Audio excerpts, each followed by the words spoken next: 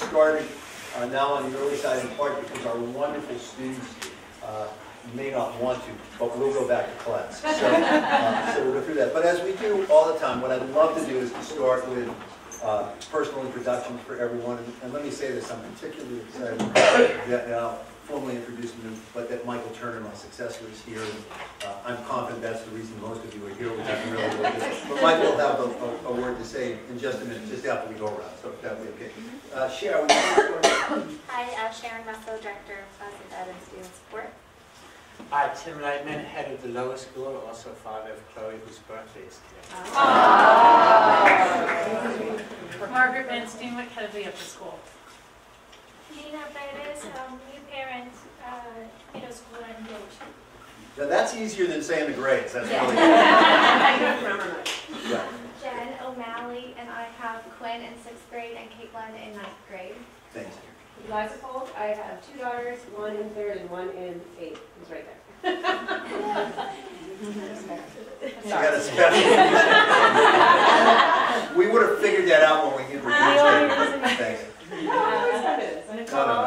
Nicole Capabianco, I have 3 boys, grades 4, 6, and 8. Susan Ballas, I have 4. I have a 10th grader, an 8th grader, and 2 6th graders. Rabia Malakmia, my daughter, was in 6th, but Elise in 8th. Ann Vasquez, I have Sylvia in 3rd and Jack in 2nd. Julianne Viscardo, my daughter's in 4th and son in 2nd. Beth Mastier, I have Allison in 11th and Jacqueline in 3rd. Jerry Michelle Tornetta. We have James in 6th, Henry, who's AKA General Eisenhower in 3rd. And No Betty, pressure though, no pressure. And the kindergartner. Which is terrific, thanks. Hillary Maynor, I have Dean, who's in 11th grade.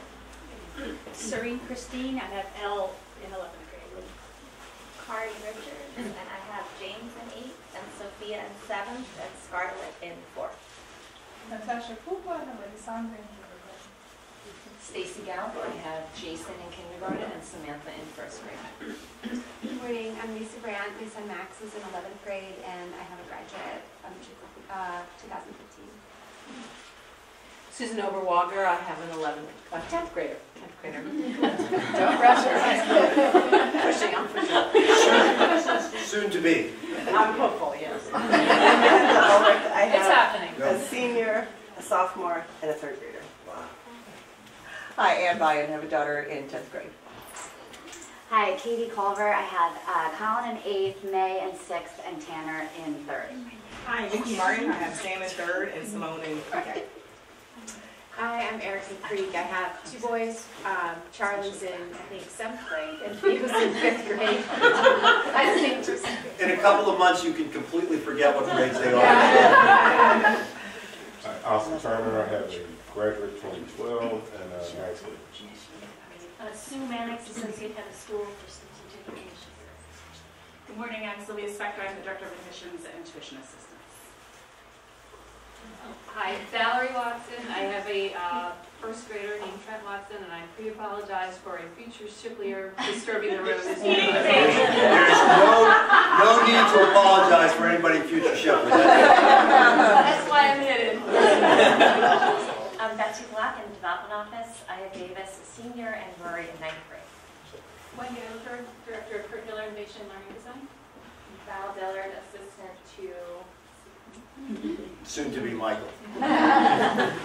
Amy Clemens, Director of Enrollment Management, and I have a son in 6th grade. I'm Travis. I do all the technical stuff for the theater program. Brandon Jacobs, Director of Diversity and Inclusion. Patricia Lucas, I have a 4th grader and a kindergartner. I'm Courtney Daly, I'm the lower school admissions director, and I have a 6th grader, 11th grader, 12th grader, and 2 graduates. Did we get everybody? Michelle McCall, I have Aiden in 8th grade, and then Chase coming next year. Did we get everybody there? Oh, there we go. Kathy Smith, I have a 10th grader, Lydia, and 2 graduates. Kathy probably wants everyone to know that there's an auction coming up. A week from Friday. We'll see you there. Did you all yet? I'm Sean Lanini. I'm a 6th grade advisor, 6th grade math, middle school STEAM, varsity golf, science Olympiad. Malcolm, assistant head of middle school, father of Sam Malcolm, also I'm Erin McLaughlin. I am the associate director of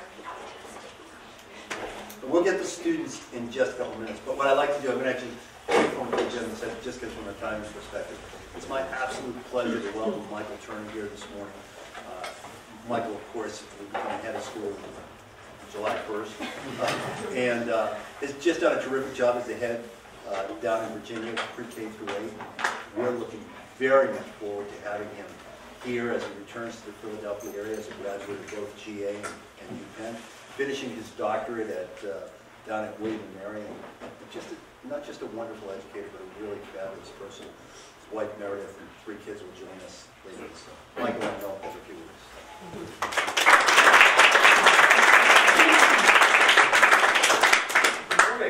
It's so nice, I said to Sylvia on the way in, it's nice to just come in and not have to be escorted around. Someone said Beechwood, I was like, I know where Beechwood is, I'll meet you there. So it's beginning to feel more like home, so thank you for the warm welcome. I should include, so Michael and Meredith, Maggie will be a junior next year, Fran, our son, will be a freshman, and Augie, our youngest, will be in 6th grade, so good luck with that. Thrilled to be here. I don't want to delay us to get into the kids, but just one quick impression. It's amazing to me that happens. You know, that you start to meet that everybody goes around. It's a small reminder that in this community everybody matters. And you know, as you'll see this morning, these children are, you know, having watched some of these online, so I like to film them. That's really been helpful. But these will be remarkable things you'll hear that the students are doing today, but they're by no means unique, right? Because the middle school, the lower school, and the upper school, as you know, are filled with children doing amazing things.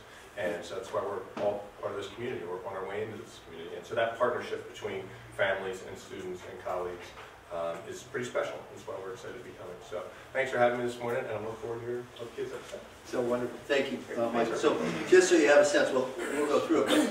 But after all of the presentations, we'll open the floor to questions and answers, as we always do. And happy to have, you know, Michael and I are happy to do exchange with whatever's helpful for all of you. But let's go through today. As everybody knows, I'm not going to have the opportunity to share our mission many more times, but it has for a long time been about excellence and level of learning and compassionate participation in the world. And I think you'll hear that firsthand from our wonderful students this morning. And I'm hopeful that everybody this time really understands and knows that mission. But our community commitment is what defines everything that we do. Tim, would you mind reading it? Shane's not here. We are committed to cultivating an environment where all members of the Shipley community are engaged, feel respected and valued. Those individuals strive for excellence and have the opportunity to do their best work. We honor and value all differences and are committed to being a safe and inclusive environment for all people. That's something that we think we do reasonably well, but we know we can always do better. And that's where, in particular, the partnership involving parents and the school makes an extraordinary difference. If we're going to be able to meet your children's, our students' needs, it's about all of our working together in a really comprehensive and committed way. And I'm happy to say that it's something that I think you all and we all do pretty well. So, here's what the day looks like. In case you don't know it, I'm doing the welcome. Michael has already said a few words. And then we're going to go in the following order. Our upper school, in just a moment, Aaron will introduce our two upper school students. And then Tim will introduce our We'll switch to middle school. We're going to do middle school first. Thank you. Middle school, Sean will actually, I think that Mr. Malcolm will introduce Sean, and Sean will introduce us. And then at the lower school, Tim will introduce our lower school people who are going to have wonderful presentations from our bagels and bios. And then when we're done with that, I think they'll have a special announcement too. And then we'll open it to Q&A. Does anybody have any questions at this particular point? So let's start with our upper school. Okay. Well, thanks for having me here today. My name is Erin McLaughlin, and I just joined the Shipley community in August when I was hired to be the Associate Director of Positive Education here. I'm a graduate of the University of Pennsylvania's math programs. That's a master's in applied positive psychology. And as I'm sure you're well aware, Shipley's taken on this idea to be the first whole school approach to positive education in the United States. So it's really exciting to be here. I also, as part of my job description, teach a course, a minor course, a new course that's being taught in the upper school in positive psychology. I brought two wonderful students who are going to talk to you about what that course is about and what they're learning, and all of them themselves.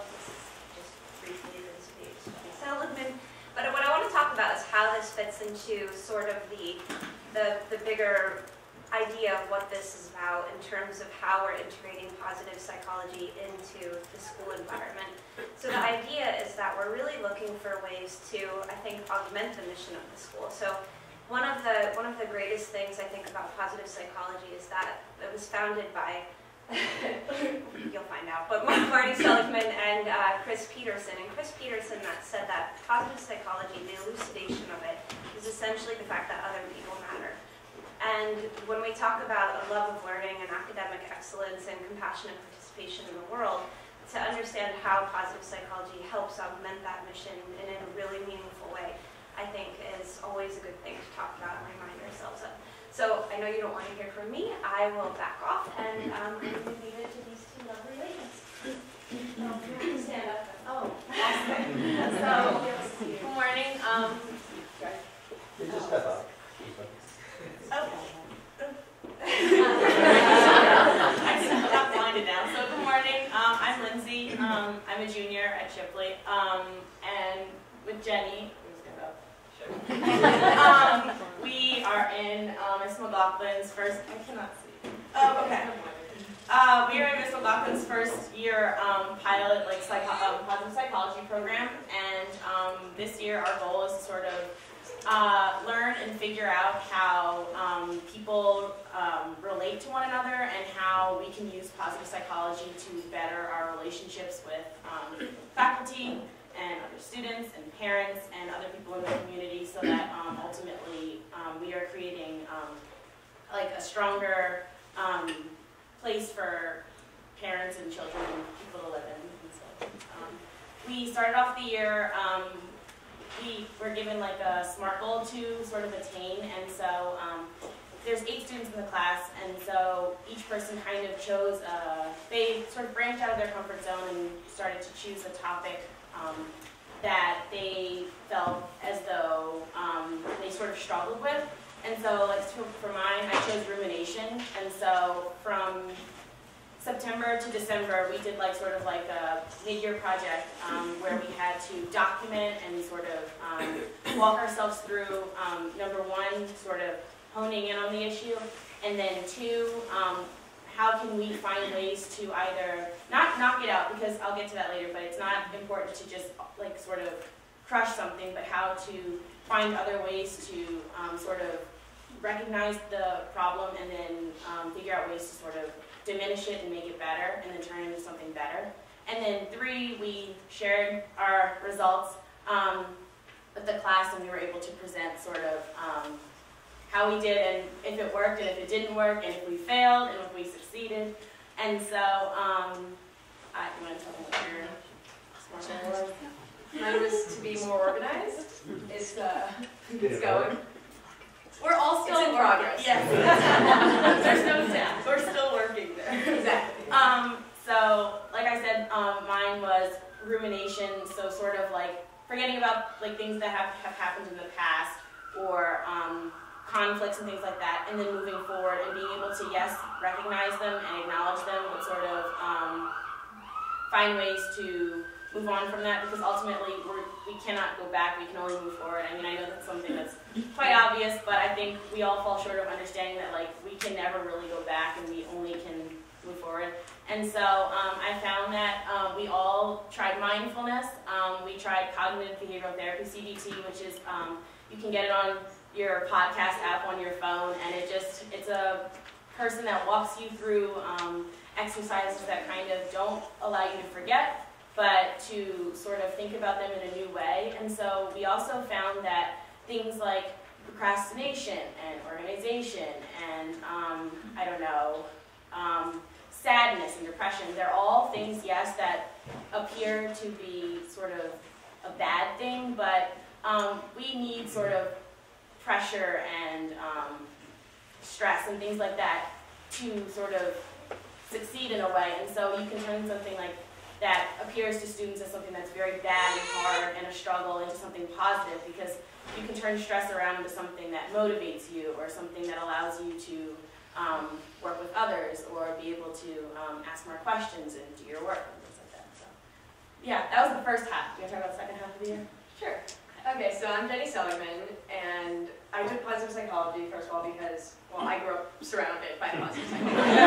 So I wanted to learn about it from a new perspective. And so I've seen positive psychology integrated into other schools, not in the US, in Australia, a place like that. And so I've been, you know, give my dad tips on how to integrate it into Shipley.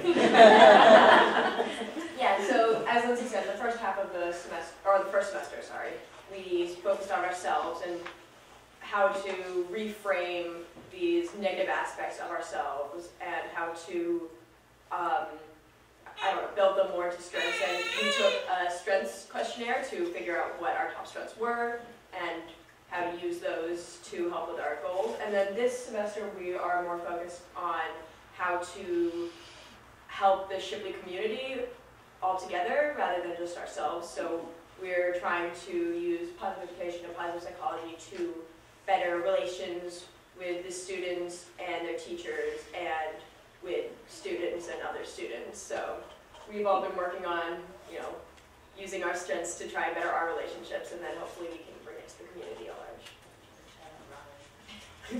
Does anybody have any questions for me? Having sat in on the classes, actually are inspiring to hear them exchange with one another about the different topics as they identify their strengths and try to bring it to the community. Could we give them a round of applause?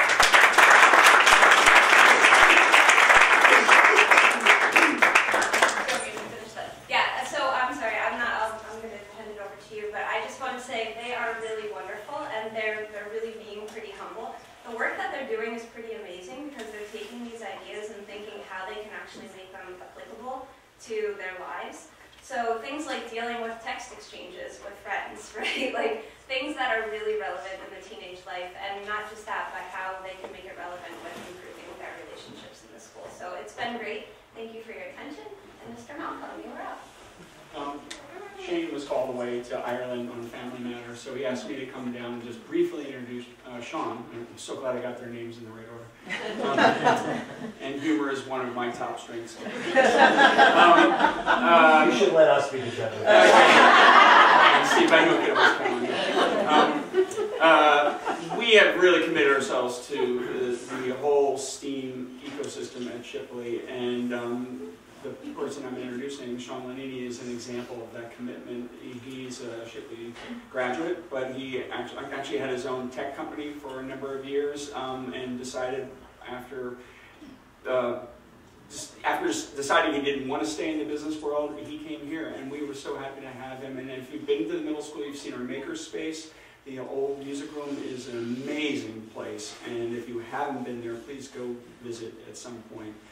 So Sean is going to introduce the kids, and I'm going to step aside, but school really cares about STEAM and the whole ecosystem, and I hope you enjoy what the kids have to show you today.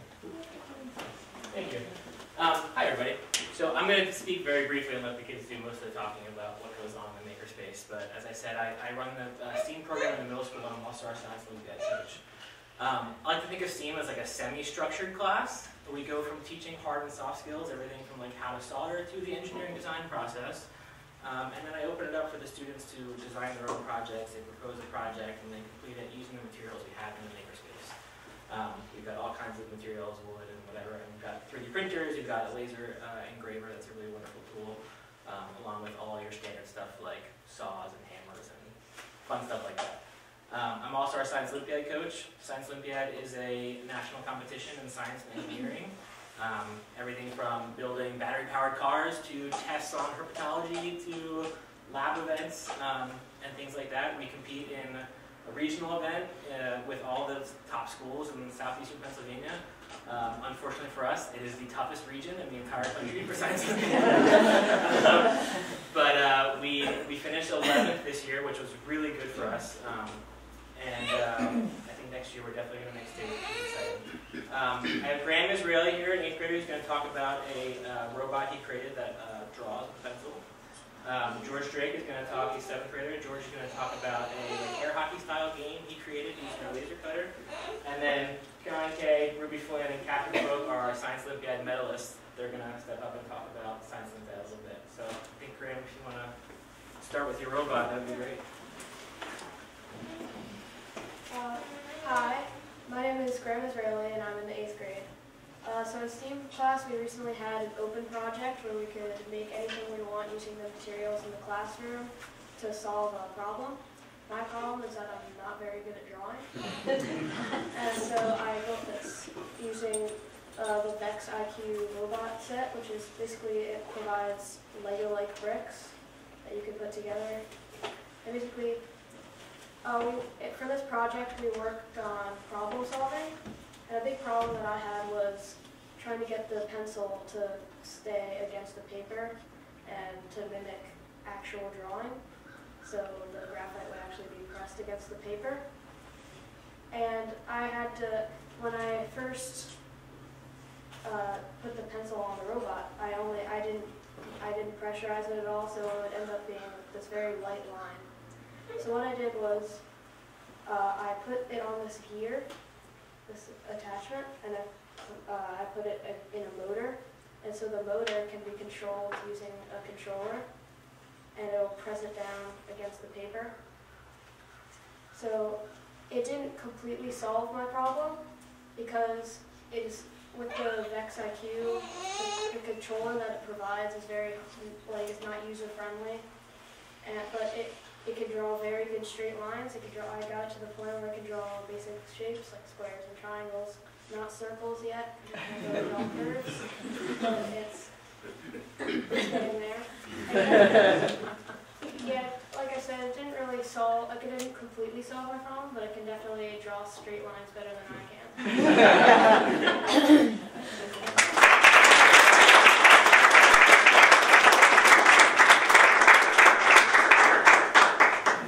So my name's George Drake. I'm in 7th grade, and I had an open project for my class, and I made this game.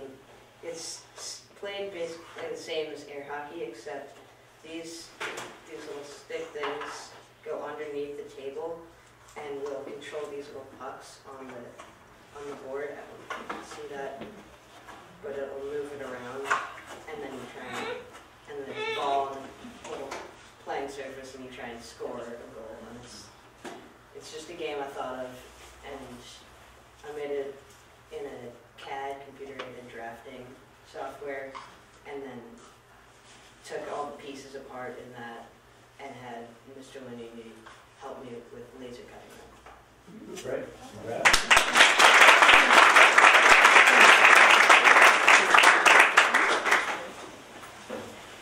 I'm Caroline Kay. I'm Ruby. And I'm Kathy Bolt. And we're representing Science Olympiad. So Science Olympiad is like an after-school activity. It meets Tuesdays and Wednesdays from 3:30 to 5. And it's for people who are interested in science or STEAM. And there are 3 different categories that you can choose from for your events. There's labs, tests, and builds.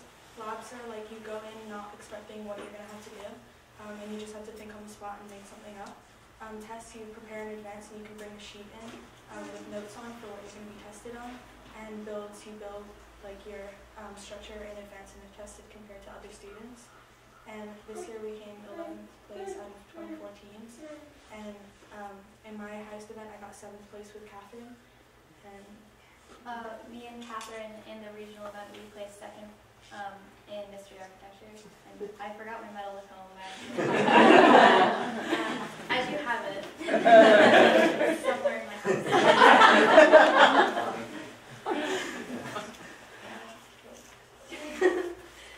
So basically, there are 2 competitions that are already set in stone, and that is the invitational competition and the regional. Invitational is kind of just a practice round where you get used to competing and running around different events with your teammates. And the regional is the real deal, where you can qualify for states, and if you make states, you can actually go into nationals. Or, wait, what is it? You States? qualify for states. If you're States. top 8 in the region, you qualify for states. And if you're top 4 in states, you go to nationals. Yeah.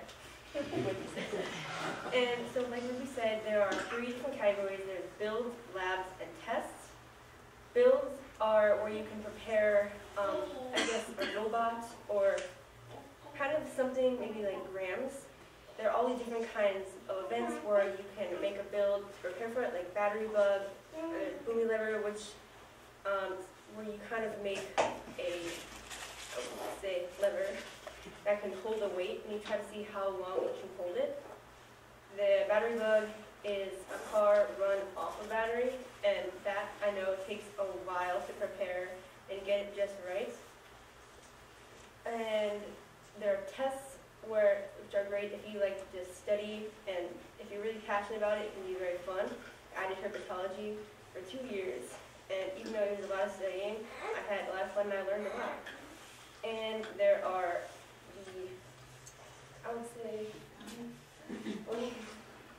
and a lot of them we said that you can't really prepare for except just to practice similar labs in advance, so you can get used to kind of using materials and instruments.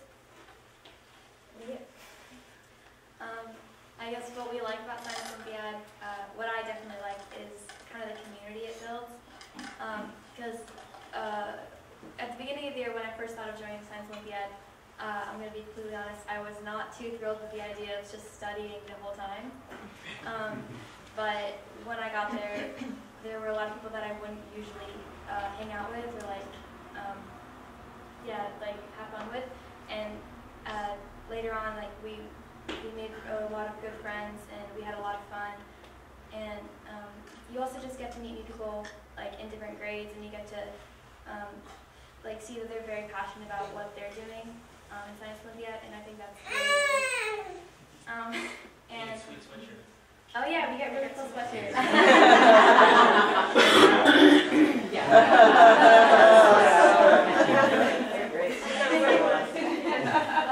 But yeah, it's really fun, and you get to learn a lot, make new friends, and yeah. I'm very happy that I joined this year.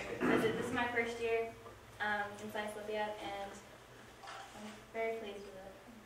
I might do it in high school too. So. I should add, just add, there's a high school team as well, and the high school team is going to states this year. They've been very successful. Sean, how many years have we been doing the Olympiad? This is the 5th year for the high school, 2nd for the Second middle for the middle school. school. Yeah, and the high school is now, they went to states last year as well.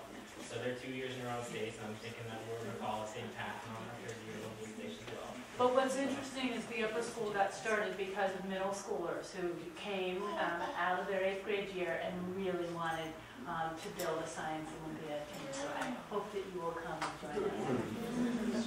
Thank you.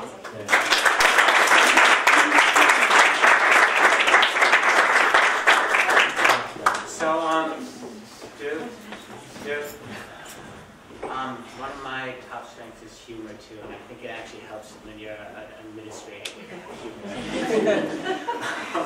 humor. So we have, how many of you had children who went through bagels and bios? A lot of you. So it's great. If you've ever witnessed this, it's amazing. It's in 3rd grade. It's an introduction into research. And we choose the biographies because they're people who overcame obstacles in their lives, and they made a difference in other people's lives. And it's also a really important public speaking opportunity for kids. So I have 2 of our kids here, Henry and Jacqueline, who are going to share their bagels and bios presentation.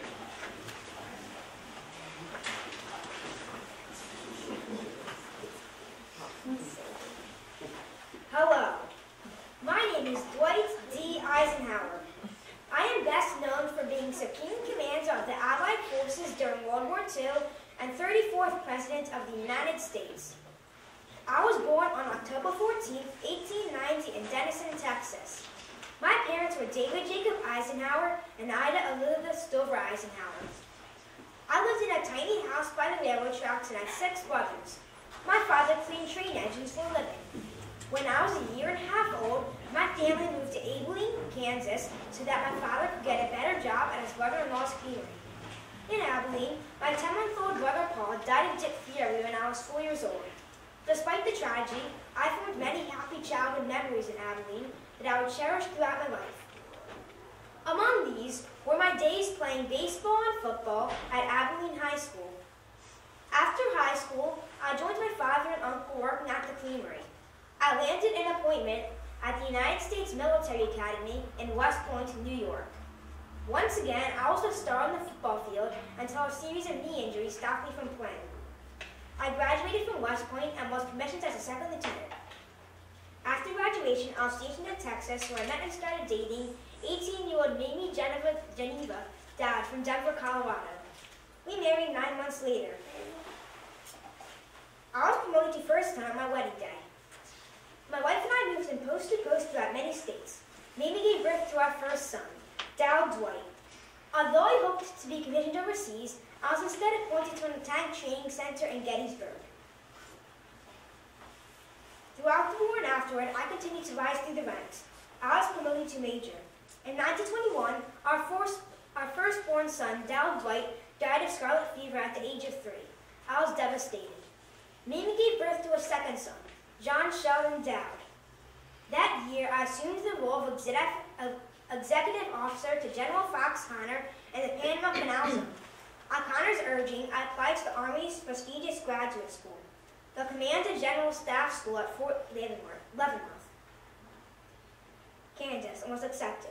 I graduated first in my class out of 245 with a firm reputation for my military prowess.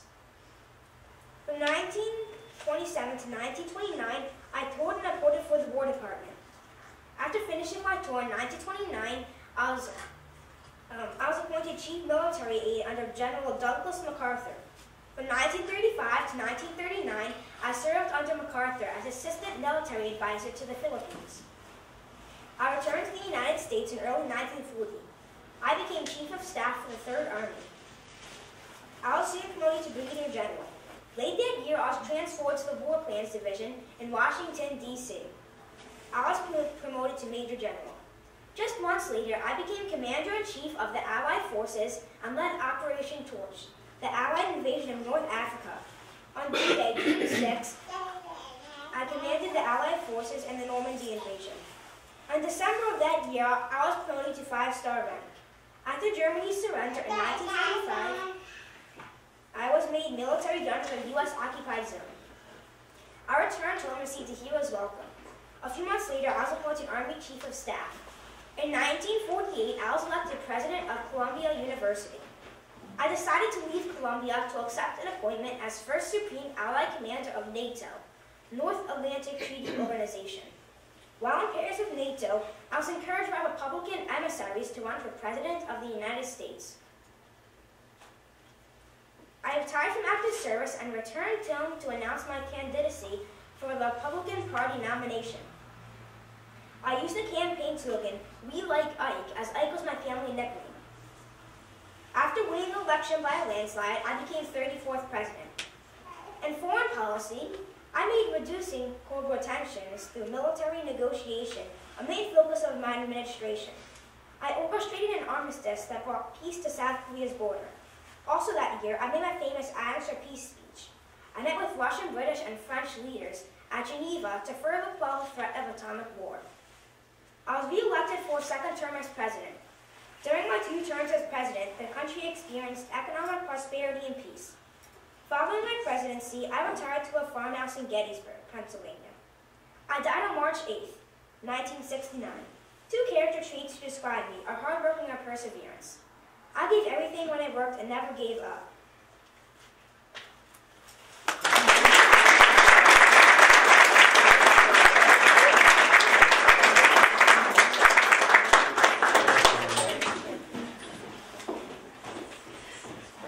Hi, my name is Malala Yousafzai, and I was born on July 12, 1997 in Megora, Pakistan, into a Sunni Islam family where it was very hard to be a female.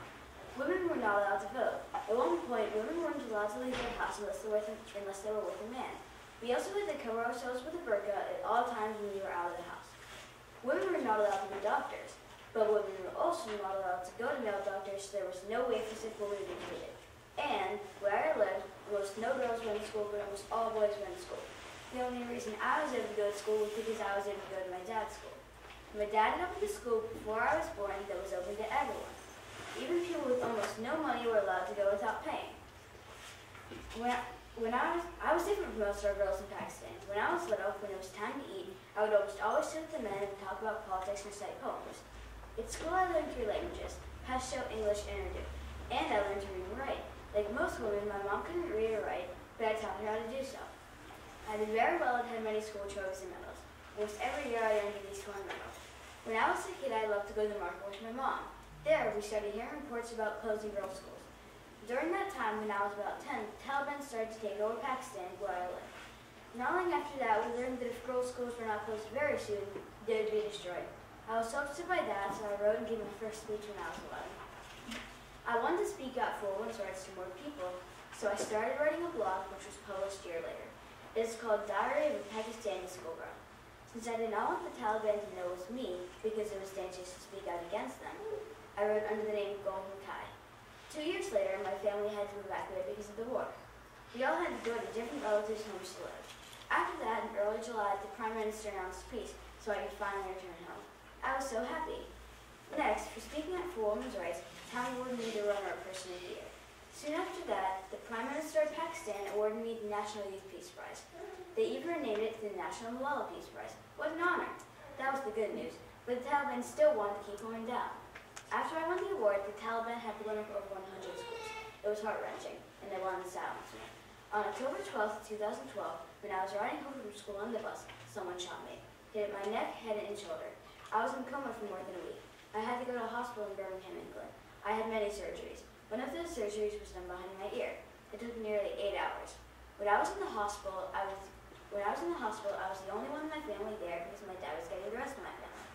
Though none of my family was there, I had lots of fun, including hospital staff, my teddy bear, and the people in the books that I was reading. The hospital staff even made a journal for me. Everybody thought I would die, so they named July 12th, my birthday, Malala Day. After I was shot, people decided to start a fund named after me. It is called the Malala Fund and is working for a world where every girl can learn to read. By 2012, I was well enough, and my family decided to move to Birmingham, England permanently. On my 16th birthday, I gave my first speech since I was shot. After that, I spoke at Harvard University. I also met President Obama. Next, on October 10, 2014, I was awarded the Nobel Peace Prize. I was the youngest person to ever win the Nobel Peace Prize. I was also the first Pakistani to ever win it. After I won the prize, a lot of money was added to the Malala Fund. After I won the Nobel Peace Prize, I decided to go back to my home in Pakistan for the first time since I was shot. I'm currently living in the UK and I'm attending Oxford University. Last year, my dad wrote a book called Letterfly. I am an educational and feminism activist. People can think that being an activist is easy, but it's not. You can be threatened in many different ways. I am also a UN Peace Ambassador. Though I am currently 21 years old, I have already made a difference in making a better world. And my favorite saying is, 1 book, 1 pen, 1 child, and 1 teacher can change the world.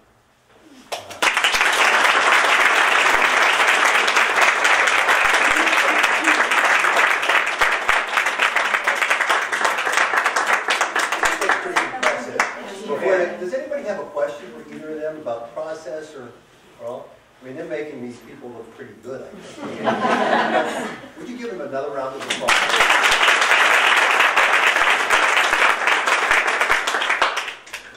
I leave a special surprise for you. During recess, I like to play soccer and tag with my friends on the jungle gym. And during recess, I like to do the rings.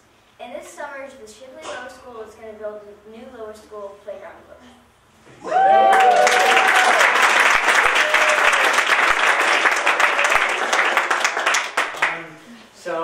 Dr. Nakala, who's the director of Lower School PETA, and I have been working on this, and Bruce Nakala is like a kid in a candy shop. Picking out playground equipment, and we went and visited other playgrounds.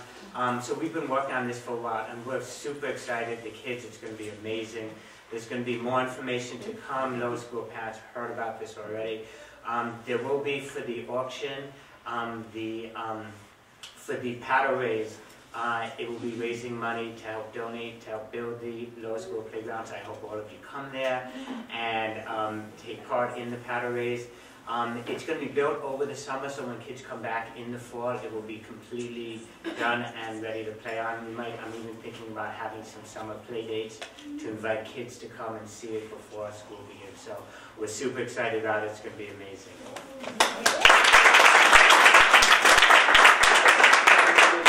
Proud of our students as well. Does anybody have any questions for either our third graders or for the middle schoolers in terms of the Science Olympiad or their projects? Yes. I don't have any questions, but I have to say the presentations were extraordinary, really extraordinary. So well, it's a tribute to the students, to the school, to the teachers. You know, I love Malala's saying at the end there, and wow, what an accomplishment. 21, but she looked pretty good. You know, imagine making that kind of difference in the world. Well, I didn't know that Malala had done a lot of things, accomplished a lot before she was shot. Yeah. You know, I just knew that she was shot and what followed, but it was very interesting to me to learn about her life before that time. She was very accomplished to begin with, obviously. As these children are too. And I'm sure will continue to be with hopefully much of her life. Yeah, it's awesome. So, if you do me a favor and give all of our students one.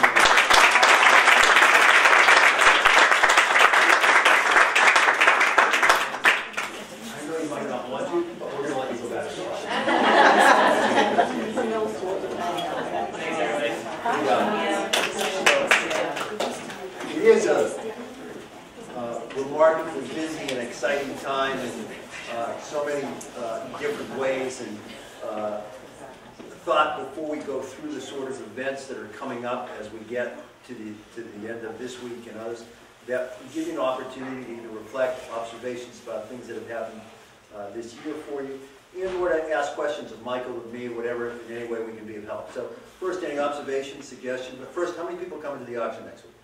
Everybody's hand's got to go on. That's right. It'll be a fun event. Actually, more importantly in the moment is, of course, our event this coming Friday on our 125th day, celebrating our 125th anniversary. Wonderful symposium that's going to go on. Sue, do you want to say something about it? Just that there actually are cards out front, but it is a really interesting collection of folks who are going to talk about what it means to be a change maker and the role of independent schools in that process. So I think it will be really a stimulating discussion, and Steve will be the moderator, facilitator. So I would encourage you to come. Wine, beer, snacks at 6, and the program starts promptly at 7. On the card it has the RSVP. It'll be in the updates on Thursday, but feel free to email me. We just want to know how many people to expect. We have, I think, about 100 already registered, so a lot of people from outside the school. It'll be a terrific evening, and there are 6 panels. There are cards out there. It's a terrific cross-section of people who will be on the panel, and opportunity for people to share their thoughts and ask questions. I think it'll be a nice evening. So questions about anything, or observations about anything at all? Concerns about anything? No, this is not possible. Questions? I mean, Michael's here. I have a half a dozen questions, but I'm going to ask them personally later. Anything at all? Sure. Okay, yeah, thanks. I mean, it's a very general topic, but homework. Can we talk about that, and just what are your, what's your philosophy? And maybe you were asked this when you were here the first time, I don't know. How have things changed in the world of educational beliefs about homework? And it can be different in lower school versus high school, but I'm just kind of looking for your general thoughts on the topic. I noticed Steve took a step that way. I'll give my opinion. And smiled really wide. No, we have very similar views, so okay. So, broad question, but the short answer, so where you finished was where, how things have changed, right? And there's been some really interesting research over the last, pick your timeline, 5, 10, 15 years. Much of it pointing towards less is more, right? Or some say none is more, but I'm not sure that's true. And the question I always ask is, well, what's the purpose? Right? And so whether you talk about a flipped classroom where you're introducing an idea and then working on it in the classroom, or some people go in the direction of simply read or engage in something, right? It doesn't have to be, we learned this concept and do questions 1 through 25, just the odd numbers, and then we'll do the even numbers tomorrow. I'm a pretty, as I think you'll find, I'm a pretty passionate middle of the roader, right? I think too much homework is too much homework. I think no homework is probably not enough homework. That said, the baseline for me is why do we do it? And so, we're all walking around with these things in our phone. We can all work 24/7 if we want. And so we're preparing children to go into a world where that's the case. One of the things I like about Shipley's approach with Positive Ed is that it tries to balance that and recognize that we are not just production machines, we're human beings. And so taking as long as that's where our starting place is, so we'll end up in the right place. So to me, it always starts with why. Why are we asking students to do this work at home? Why are we asking faculty to do this work at home? And so if you have a solid answer to that, that's productive, right? But it comes at a cost, right? Is it sleep? Right? We just went through a survey, and one of the number one things Kevin shared with us was you have to protect sleep. Interestingly, though, it's not usually homework that's keeping them awake. Right? It gets cited, but it's social media, and oh yeah, I had a lacrosse practice till 9:30 at night, and so it's part of a larger conversation, but somewhere in the middle, I think. So I would echo that, and what you find though is that people are where they are on this topic. There are those who, if you give less, think you should give more. There are those who, if you give more, think you should give less. And it always opens itself to stories. I think Michael's right on. The purpose behind it is fundamentally important. And the real question is it contributing to the student's learning? The second thing I'd say there is it's important that it's the student's work. And I love to tell this anecdote. This happened a number of years ago. Any fourth grade parents in the room? Who have been fourth grade parents, you'll get this, at least from a number of years ago. In fourth grade was a time where our fourth graders worked really hard on packets of homework. It was like the rite of passage. Anybody have that recollection? Okay. So, they used to have packets, and it was amazing. And Linda Van Horn was the chief. Terrific. So, I love this particular story. The conversation took place. It was right in front of, Tim was not the head of the lower school at the time, but in front of his office. And the conversation went something like this among 3 parents. Can you believe how hard that fourth grade packet is?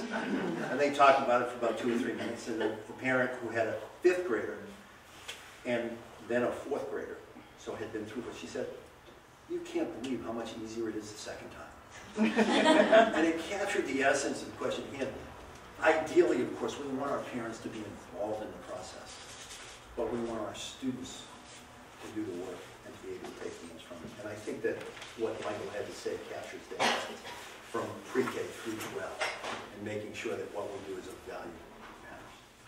Other questions or comments? I had a comment on that. So my daughter went through junior high, middle school and upper school. And in middle school, they do a really great job, and I see it flourishing now in upper school, their ability to balance. So it's not only about the homework itself, but if you have the lacrosse game, if you have a musical, go to your teachers to say, this is what's happening this week. Can I turn it in late? We didn't even pay you to say that. I know. Can I turn it in late, or can I do it early? Can I do it next week?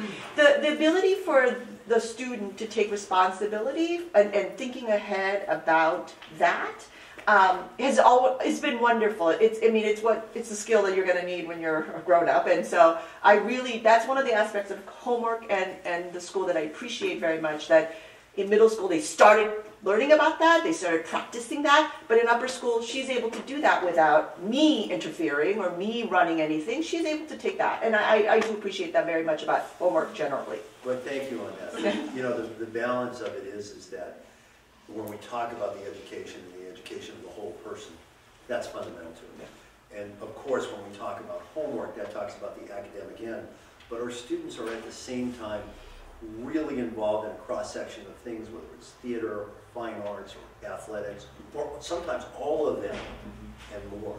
And so the ability to think through and deal with the challenges, have the resilience to deal with disappointment, and at the same time, the confidence to go to your teachers when you have a question or concern is of paramount importance. So thank you. What are your views on starting a high school day later? You want my honest view? My honest view is that if we were doing what was in the, because this is really the question, I think. If we were doing what was best in terms of the maximum time when kids learn, we'd have them in school from about 10 to 2 or 3 or 4. And kids obviously also work at night. One of the challenges with shifting your schedule is finding a way to get all the things in that you want. And single greatest question when that's been investigated in this area, parent concerns about what would happen before, how you think the rest of the day work, and everything else. But it's the right question. And one of the things I know that Michael and company will be looking at, it's not necessarily a change in the time of the day yet, but a look at the schedule, particularly at the high school and at the middle school and then at the lower school. Right question. Michael, I don't know if you want to. Sure. And that's a good lead. And so a lot of the work that Margaret and her kind of band of merry educators has done over not just the recent year, but building on previous efforts for a proposal on revamping the upper school curriculum, a lot of which you're already living with, right? The existence of a minor, right, on positive ed, and kind of moving in that direction.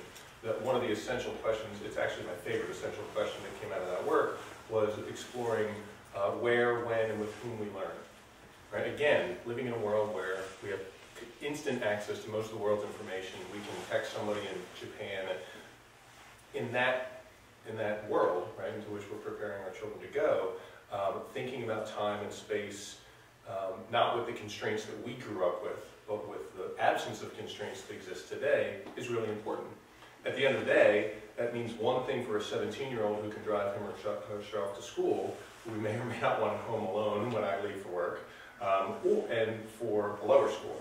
And so exploring that, again, not necessarily looking at the beginning and ending part of the day, but what are the best parts of the day to do certain kinds of activities, certain kinds of learning, right? You know, how many people in here, I won't say did work out this morning, how many people have had plans to work out in the morning, right? Yeah.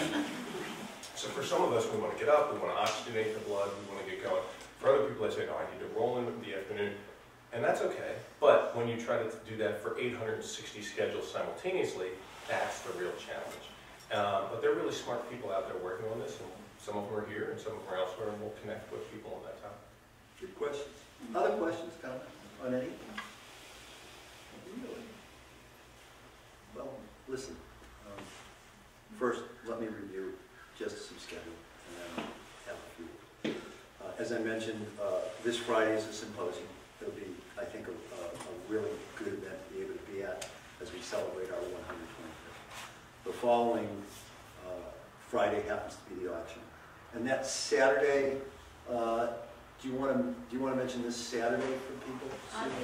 This Saturday. This Saturday night? Well, this Saturday, actually all over this weekend, and there'll be an email later today with kind of a social media thing.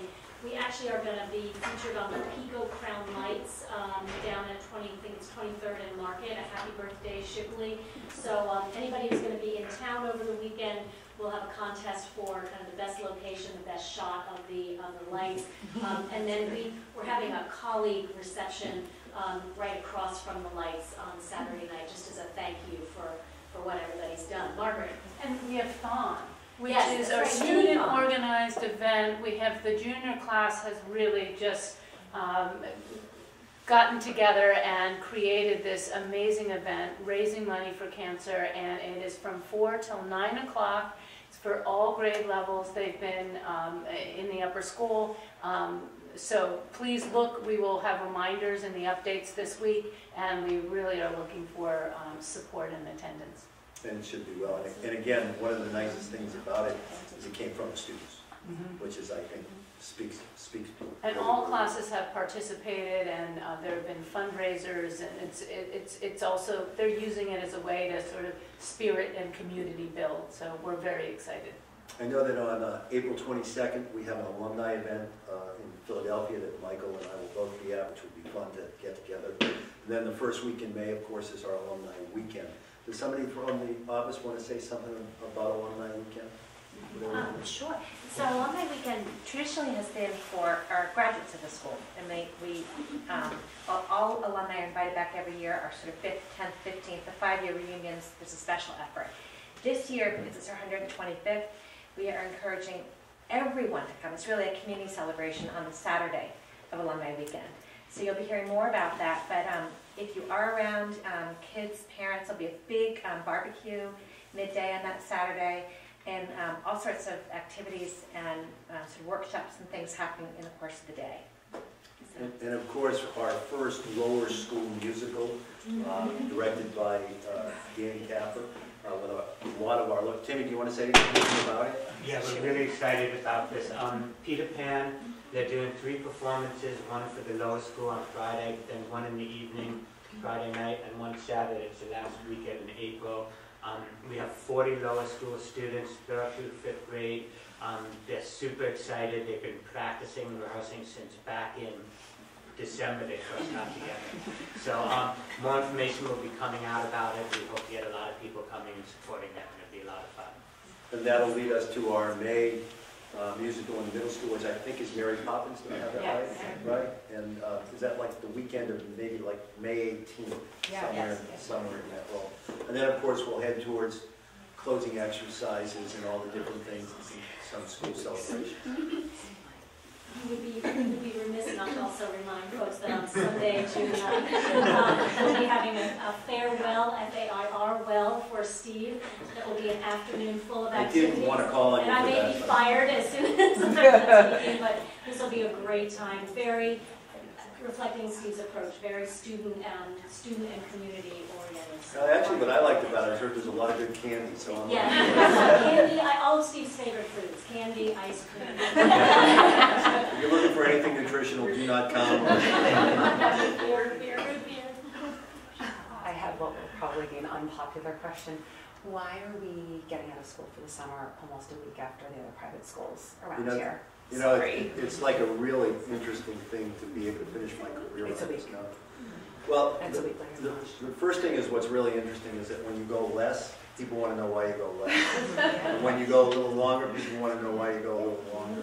We're in school roughly 168 days for the year, and our calendar is the same consistently. We graduate the 2nd Friday in June, and we work backwards. And about 7 or 8 years ago, maybe longer, we had parents really concerned, understandably by the way, because the way the calendar worked, our lower school actually finished right around where Memorial Day was. Right? You may love that, I get it, but the practical reality is going into the first week of June, second week of June is, again, 168, 170 days. We feel is representative of what we're trying to do. And Michelle, you and I have had, gives and takes for many years before you were even parenting. And it took a while to convince them to come, by the way. No, seriously, I think it's a fair question, but I think it coincides with the same question that, what's the day look like? What is it we're trying to accomplish with our kids? How are we going to do it? And I'm one who values summer vacations as much as anyone. This is a year where it turns out that summer break will be shorter by virtue of the way the calendar runs and what we'll call where Labor Day comes on the other end. It happens about once every 7 years. And so the combination of those things matters. No one's necessarily complaining when we're a week plus longer in terms of vacation. But I appreciate the question, and I'm not sure I answered it to your liking. And I'm happy to say Michael's going to have the opportunity to answer that question for many years to come. I will say this, there's a really interesting thing about it. Do people remember Jay Crawford? Jay Crawford was the head of school at Episcopal for about 30 years. Terrific guy. And they actually debated, it had done surveys with parents and everybody about the prospect of lengthening the school year to be close to what the public school year looks like roughly 180 days. And you know what happened when they announced it? Those same parents who said it was a good idea thought it wasn't a good idea. So they wound up with sort of the same calendar that we have. And the balance is we've tried to move our lower and our middle school together in terms of closing for what I hope are obvious reasons. And, again, we'll see where that goes. Any other last? Yeah. Along the calendar lines, I wanted to know how the school felt this year about having those half day in in-service days? We're actually reviewing it. So I'd ask you, well, the challenge, first let me comment on this. We're actually reviewing it. It'll be slightly different, I think, next year in terms of number. It works in some ways, and it's challenges in others. In much the same way this question is relevant. So one of the things that'll happen is that we'll be sending out a survey about your response. But I'd love to hear your thoughts about it. You know? Oh, well, personally, I just felt like it was sort of hard having the half days. And one, because one was the snow days, and they had having topic. By the way, we wound up with 2 of the 3 half days turned out to be snow days, which were, you know, we really scheduled that well, didn't we? Yeah. You know, but you're right. No, it's fair. It's fair. Anything else? I got to tell you, if our greatest issue is the calendar, anything else? So let me do this. I'm feeling somewhat nostalgic today because this is the last Heads Forum that I'll have the privilege to be part of. And as I No, it's not. Oh, yes, it is. You know, listen, it has changed in terms of its purpose and output over the years. But the one thing that's been common and very enjoyable and exciting for me is having parents in the room from across the school, pre-K through 12, who have been willing to ask the questions, who have been willing to push us, who have been willing to be here supportive of our students, your children, which is really what it's all about. So let me take this opportunity, without becoming too sentimental, to thank you all and to do me a favor. And as Michael comes on as our head, he's going to do a terrific job. Find a way to continue to support him and support the school and support everything we do in the same way we do now. If we do the school, and Michael, and most importantly, the kids, will continue to thrive in a really important way. And that's first and foremost what the school is about. Thank you for giving me the privilege. Have a great day.